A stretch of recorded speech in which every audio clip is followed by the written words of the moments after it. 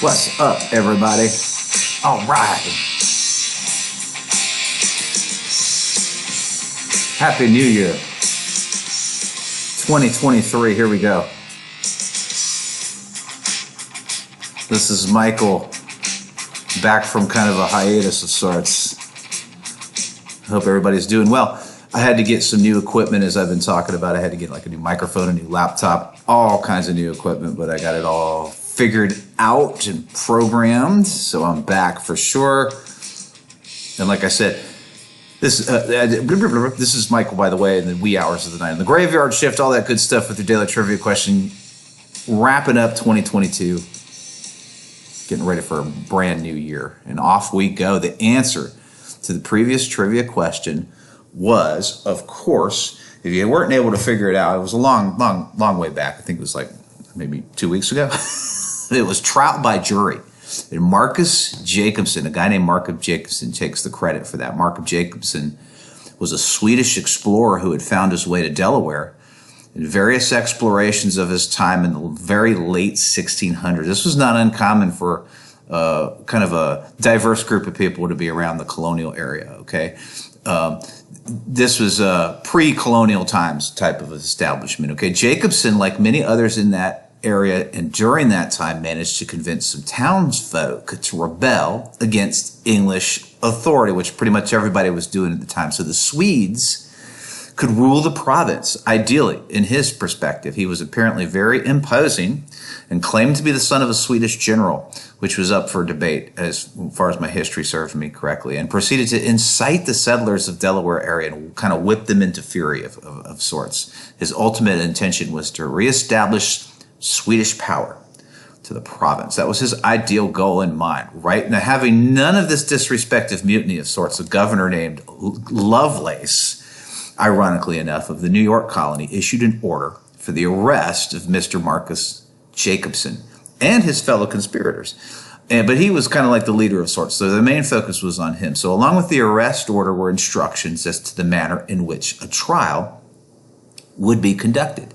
And these instructions most significantly included a trial by jury, the very first of which in the United States. So we had some history in the making there. Jacobson was charged with intermeddling in an unworthy design. How do you like that for a description of public disturbance? And of course, he was taken to court in the very first trial by jury, which, of course, say it with me, was the focus of the previous trivia question. Now, spoiler alert, surprise, he was found guilty. There was no dream team around back in those days. It was pretty much cut and dry. And he was sentenced to, check this out, severe public whipping, branding on the face and chest with the letter R, which stood for rogue. How do you like that?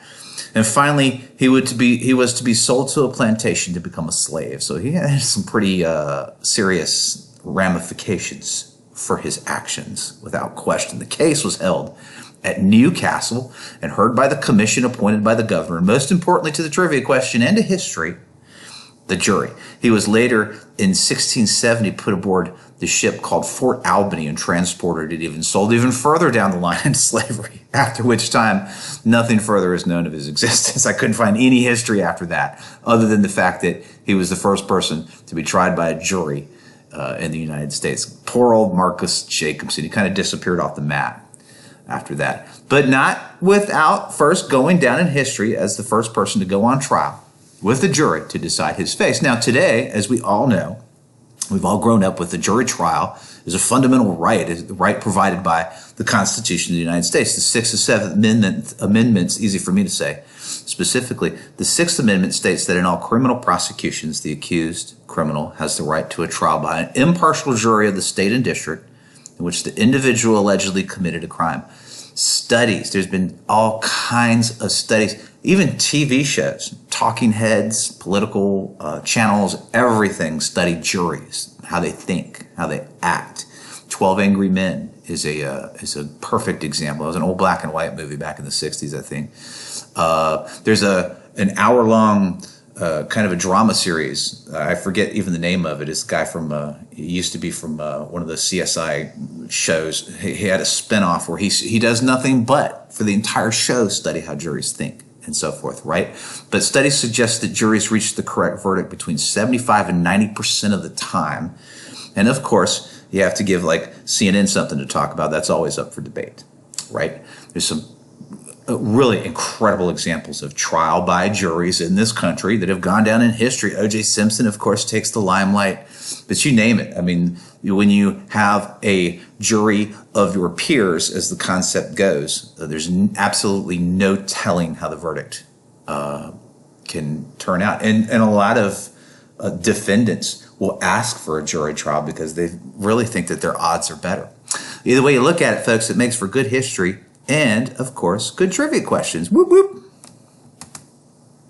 All right, folks, just like that, that brings us to a brand new trivia question to get a brand new year kicked off right here, right now. And keep it easy like Sunday morning, too, why don't you? On this day, here we go, in 2006, in what wound up being the final play of his storied football career, New England Patriots' Doug Flutie pulls off this first successful official play since 1941, which was still allowable at that time under the NFL's rule book under Rule 3, Section 8.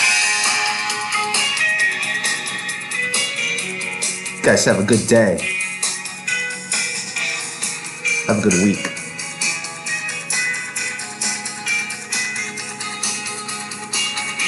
And while you're at it, have a good year, folks. Peace out.